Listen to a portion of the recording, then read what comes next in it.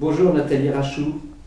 Bonjour Guillaume. C'est vraiment une joie pour nous chez Hibou que vous ayez accepté cette interview parce que vous connaissez très très bien le monde des entreprises et des affaires en France, mais vous avez également une position non exécutive, donc un peu extérieure, parce que vous êtes dans des conseils d'administration. Et puis vous avez pas mal vécu en Angleterre, donc vous avez cette vision extérieure et en même temps ce large panorama, et vraiment c'est très très intéressant donc de pouvoir vous interroger sur les entreprises, notamment françaises. Alors Nathalie, vous avez passé toute votre carrière dans le monde financier et bancaire, et d'ailleurs pas mal sur les marchés de capitaux. Et vous êtes maintenant au conseil d'administration de la Société Générale. Et donc vous connaissez très bien le monde bancaire. Alors la première question qu'on voudrait vous poser, Nathalie, c'est à votre avis, quel est l'avenir sur la longue route, à moyen long terme, du système bancaire français? Vaste question. Je crois que le système bancaire français souffre aujourd'hui, comme tout le système bancaire de la zone euro, d'une courbe des taux qui est évidemment extrêmement défavorable. Il ne faut pas oublier que ce qui faisait vivre les banques dans le temps, le float, c'est-à-dire toute la quantité de dépôts non rémunérés, aujourd'hui est replacé à la Banque centrale à moins 40 points de base. Donc tout euro déposé sur un compte bancaire coûte à la banque. Donc ça, c'est la première partie de l'équation qui est assez difficile à vivre. La seconde, c'est que les régulateurs n'arrêtent pas d'empiler les exigences, et en particulier en capital, alors même que l'industrie bancaire est devenue particulièrement en Europe, donc, est devenue moins rentable. Et donc, on a une équation qui devient quasiment insoluble pour arriver à dégager une rentabilité des fonds propres satisfaisante pour les investisseurs. Et tout ceci alors même où le système bancaire américain a une équation complètement différente, avec une courbe des taux positive, donc eux gagnent quelque chose chaque fois qu'un euro est déposé dans leur livre, et que par ailleurs, le régulateur américain est en train de lever le pied et d'alléger ses exigences. Donc on a une situation complètement différenciée entre les deux côtés de l'Atlantique. Et est-ce que c'est un problème? C'est-à-dire, est-ce que cette montée en puissance du système bancaire américain par rapport au système bancaire européen, ça crée bien entendu une distorsion de concurrence, mais est-ce que c'est un problème pour le système bancaire européen, c'est-à-dire est-ce qu'il est directement menacé par les banques américaines? Oui, il n'est pas directement menacé sur tout ce qui est banque de détail. En revanche, il l'est sur la banque d'investissement, parce que les banques américaines sont en train de tailler des croupières à toutes les banques européennes encore actives sur les marchés. Et ça, c'est un véritable problème, parce que sinon, l'Europe va être en coupe réglée pour tous les marchés financiers, et toutes ces introductions en bourse, ces levées de capitaux, etc. Et il n'y aura plus bientôt que les acteurs américains si on continue de taper sur les acteurs européens. Alors, c'est vraiment intéressant pour ceux qui nous suivent que vous nous expliquiez peut-être un tout petit peu plus pourquoi les banques d'investissement, le parti banque d'investissement de la banque, est importante pour les économies modernes. Eh bien, ce sont les banques d'investissement qui permettent de lever des capitaux, donc qui permettent aux entreprises industrielles, commerciales, dans les services, dans tous les secteurs d'activité, de se financer par les marchés, par les investisseurs privés, par l'émission d'obligations, par l'émission d'actions, par l'introduction en bourse, etc. Donc, les banques d'investissement sont le moteur de l'économie et sont la courroie de transmission entre les entreprises et les marchés financiers. Donc leur importance est vitale. Ce sont d'ailleurs, comme par hasard, des agents d'importance vitale pour toutes les économies, tant pour la partie retail, parce qu'il faut aussi servir les clients privés, mais sur la partie banque d'investissement, c'est vraiment être au service des entreprises et leur donner l'accès au marché financier. Donc c'est absolument crucial. Et donc, là, Nathalie Rachou, vous nous avez décrit la problématique aujourd'hui du système bancaire européen et notamment français.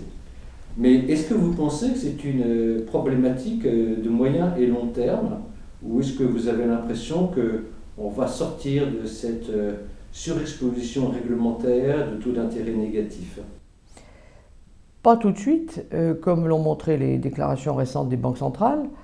Le président de la Banque centrale européenne a réaffirmé que finalement il allait maintenir une position accommodante pendant encore au moins 1 an.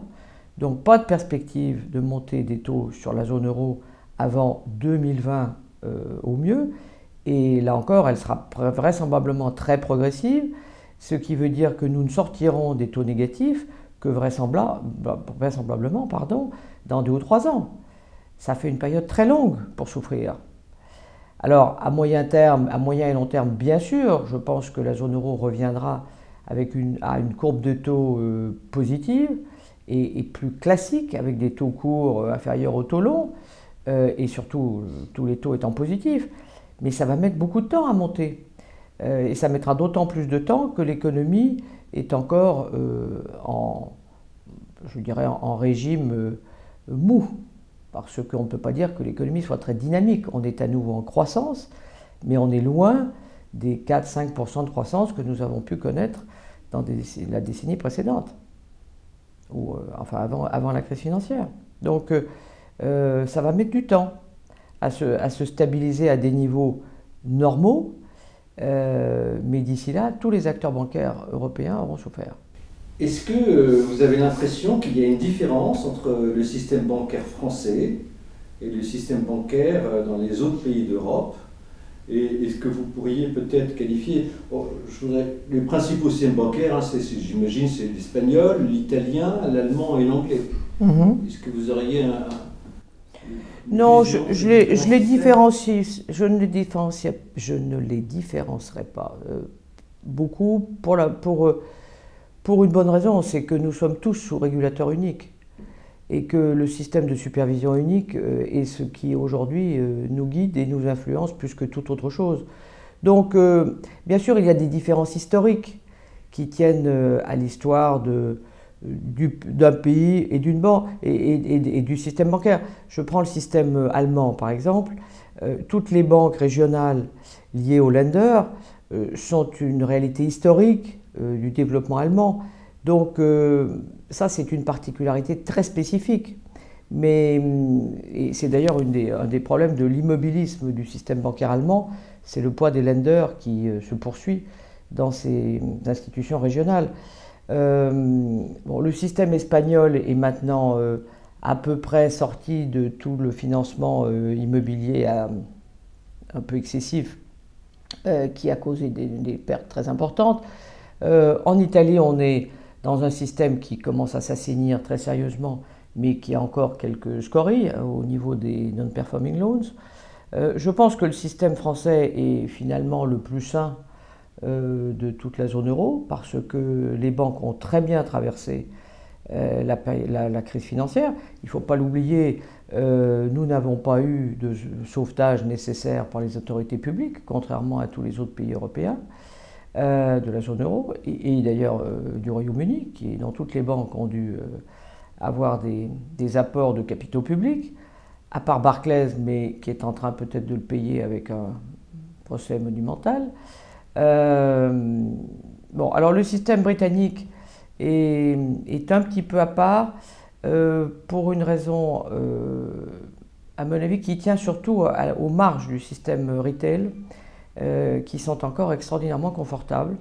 Et puis là encore, une courbe des taux qui, sur la livre sterling, est positive et suffisamment pentue pour que le banquier y trouve son compte. Est-ce que, pour terminer sur le système bancaire, est-ce que vous pensez que les évolutions technologiques, l'émergence des fintech, tout ce qui se passe dans le monde des paiements, on l'a vu avec cette OPA de 46 milliards de dollars qui a eu lieu sur une société de paiement européenne il y a quelques jours, est-ce que vous avez l'impression que ça peut menacer ou faire évoluer très significativement l'organisation du système bancaire actuel en Europe?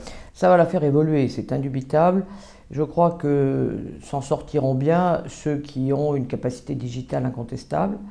Alors j'en suis heureuse, le cas de la Société Générale grâce à Boursorama, qui est la banque leader, le tout Internet du marché français, et qui est vraiment le premier acteur français digital en matière bancaire.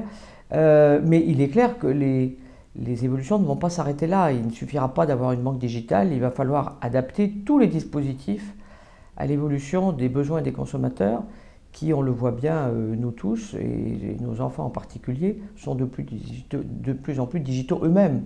Et donc il faut s'adapter, il faut adapter les dispositifs, et ça va changer complètement et radicalement le paysage bancaire européen, mais à des rythmes différents selon les pays et selon les évolutions des besoins des consommateurs, qui s'exprimeront progressivement. Mais les réponses des banques sont très différentes et très différenciées. Et c'est ce qui va être très important et très intéressant à suivre dans les années qui viennent.